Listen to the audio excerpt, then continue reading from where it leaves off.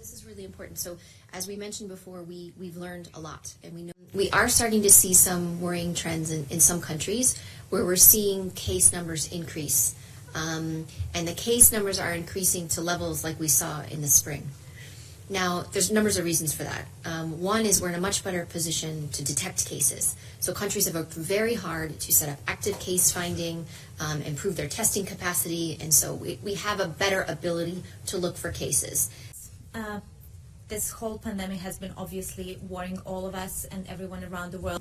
What is really worrying, I think, for us is that we're not only seeing an increase in the case numbers, but we're seeing an increase in the hospitalizations, we're seeing increases in ICU, and this is a number of countries that we're seeing this in across the Northern Hemisphere, particularly in certain parts of Europe, in Spain and in France, in the eastern part of Europe, in Georgia, Montenegro, Ukraine, in some states in the United States. And what we worry about is the hospitalizations and in the ICU. And this is worrying because we're in mid-September and we haven't started the flu season yet.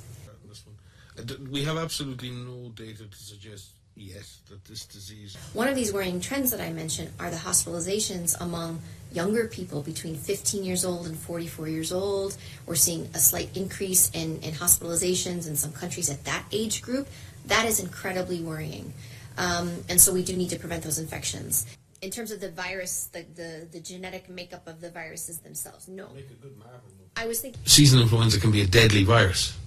So two deadly viruses, COVID-19 and influenza. And as Maria said, we encourage particularly people with underlying conditions and people who are older to get vaccinated against flu.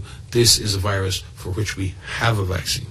And most countries have very, very positive policies towards free vaccination and subsidized vaccination for influenza. So please, if it's available, get your flu vaccine.